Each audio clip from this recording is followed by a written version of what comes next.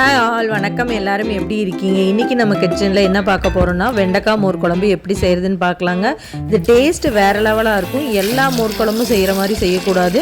வெண்டைக்காய் போட்டு செய்யும்போது கொஞ்சம் டிஃப்ரென்ஸ் இருக்குது. வாங்க எப்படி செய்கிறதுன்னு பார்க்கலாம். Welcomes to Deep's delicious kitchen.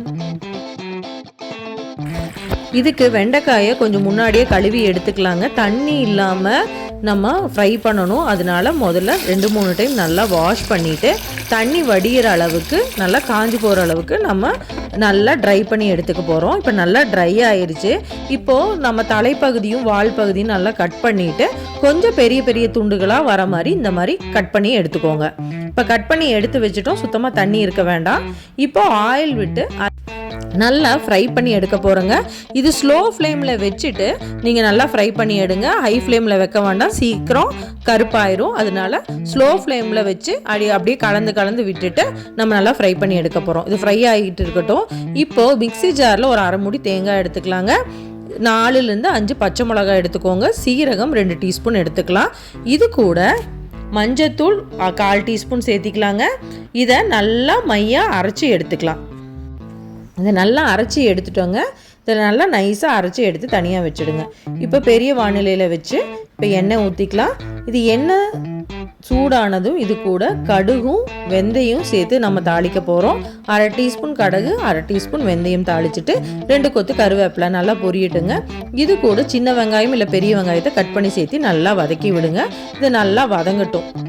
இது நல்லா வதங்கி வந்ததுக்கப்புறம் நம்ம தனியாக ஃப்ரை பண்ணி எடுத்து வச்சுருக்கிற வெண்டைக்காய் இது கூட சேர்த்திட்டு நல்லா வதக்கி விடுங்க. எண்ணெயில் நல்லா வதங்கட்டும். இது நல்லா வதங்கினுச்சுன்னா நல்லா டேஸ்ட் கொடுக்கும். இது வதங்கும் போது தேவையான உப்பு சேர்த்திக்கிறோம். அதையும் சேர்த்து நல்லா வதக்கி விடுங்க. இது கூட 2 வரமிளகாயும் சேர்த்து நல்லா வதக்கி விட்டுட்டு நம்ம அரைச்ச தேங்காய் கலவையும் சேர்த்திட்டு நல்லா மிக்ஸ் பண்ணி விட்டுட்டு இது நல்லா கொதிக்க விடுங்க. ஏன்னா மோர் குழம்பு பார்த்திங்கன்னா ரொம்ப கொதிக்கக்கூடாது. பட் தேங்காய் அரைச்சி நம்ம ஊற்றுறது கொதிக்காமல் இருந்தால் அந்த பச்சை வாசம் அடிக்கும். அதனால முதல்லையே தேங்காய் கூட கொஞ்சம் தண்ணி ஊற்றி நம்ம இதை லைட்டாக கொதிக்க விட்டுற போகிறோம். இப்போ வெண்டைக்காய் மோர் குழம்பு இப்படி செஞ்சு பாருங்கள். நிஜமாவே டேஸ்ட்டு சூப்பராக இருக்கும். நீங்கள் மோர் குழம்புக்கு யூஸ் பண்ணுற தயிர் இன்றைக்கி பெறைய ஊற்றி நாளைக்கு ஒரு நாள் விட்டு 2வது நாள் நீங்கள் செஞ்சீங்கன்னா கொஞ்சம் புளிச்சு இருக்கும்.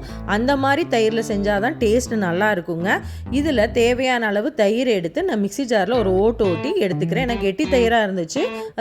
மிக்ஸி ஜாரில் ஒரு அடி அடித்து எடுக்கும்போது நல்லா மோர் கன்சிஸ்டன்சி வந்துடுங்க. இப்போ அது கூட சேர்த்திக்கிறோம். நீங்கள் அடுப்பை மோர் சேர்த்தும் போது ஸ்லோ ஃப்ளேமில் தாங்க வச்சுருக்கணும். ஏன்னா திரிஞ்சு போயிடும் சீக்கிரம். ஸோ ஸ்லோ ஃப்ளேமில் வச்சுட்டு நல்லா மிக்ஸ் பண்ணி விட்டுருங்க. இந்த டைமில் நம்ம உப்பு சேர்க்காதீங்க. அடுப்பை ஆஃப் பண்ணிட்டு தான் நம்ம சேர்க்கணும். உப்பு கம்மியாக இருந்தால் நம்ம முன்னாடியே சேர்த்திட்டோம். இப்போ நல்லா ஸ்லோ ஃப்ளேமில் வச்சு நல்லா மிக்ஸ் பண்ணி விட்டுருங்க. இப்போ ஸ்லோ ஃப்ளேமில் நல்லா நுரக்கட்டி வர அளவுக்கு கொதிச்சா போதும். இது ரொம்ப கொதிக்கவே கூடாது. மோர் குழம்பு கொதிச்சதுன்னா இதோட டேஸ்ட்டே போயிருங்க. அதே மாதிரி நம்ம தயிர் ஊற்றுற பதமும் கொஞ்சம் புளிப்பு தயிராக இருந்தால் தான் மோர் குழம்புக்கு ரொம்ப டேஸ்ட்டாக இருக்கும். ஸோ 2 நாள் தயிராக இருந்தாலும் ஓகே. அதே நாள் இன்றைக்கி பெறை ஊற்றிட்டு நாளைக்கு செய்ய வேண்டாம், டேஸ்ட் நல்லா வராது. கொஞ்சம் புளிச்ச தயிர் ஊற்றினா தான் டேஸ்ட்டு நல்லா இருக்குங்க. இது நல்லா கலந்து விட்டுருங்க. இப்போ ஸ்லோ ஃப்ளேமில் தான் வச்சுருக்கோம், கொதிக்க விடலை. மேலே பார்த்தீங்கன்னா இப்போ நுரை ஃபார்ம் ஆக ஆரம்பிச்சிருச்சு.